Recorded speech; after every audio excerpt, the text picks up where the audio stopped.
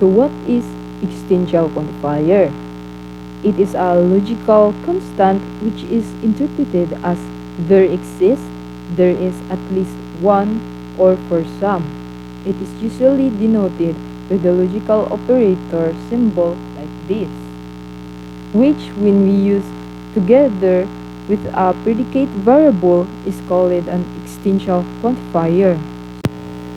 So sa atong first video is i-explain ay kuan ako dito ang sa meaning ni existential quantifier. Diri i-explain na ako siya. So ang existential quantifier daw is dapat na ay mag-exist isa. So for example, there's at least one chocolate chip cookie in the jar. So true ni siya kay na may nag-exist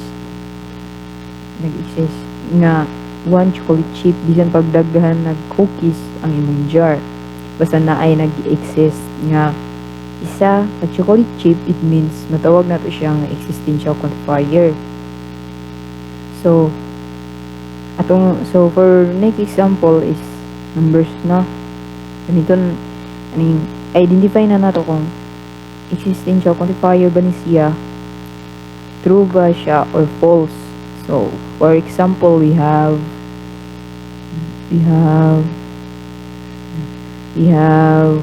there exists an x such that x plus 5 equals 12.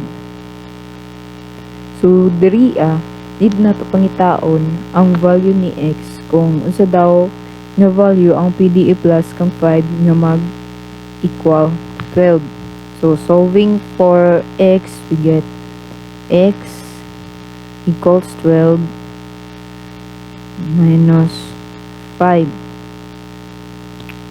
So 12 minus 5 equals 7. Okay, diba? 7. Okay, diba? Kung so tibali x is equal to 7 na ni siya. So kung 7 plus 5 equals to 12, diba? So true siya, existential siya. Kay na may nag-exist nga isa ka value, pwede na to mapulitan, pwede na to makuan kay x. Baka 7 plus 5 equals 12.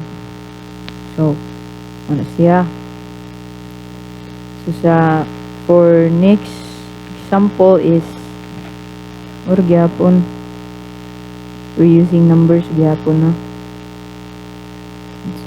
Listen sa nato.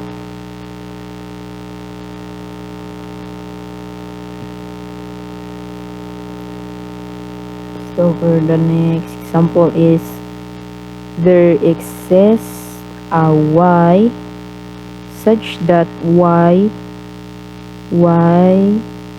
squared equals 25. So same mo gyapon siya tong primero na to example, no? So need na pod nato ang tao ng value ni y para ma-true atong equation. So we know that 5 squared is equal to 25 and negative 5 squared is equal to 25. Since y is equal to 5 and y is equal to negative 5 is same rag answer, so atong statement is true. Kina may nag-exist nga value, may nag-exist nga isa ka value, pili y is equal to positive 5 or y is equal to negative 5. So matawag natin siya existential. true ang value, true ang answer.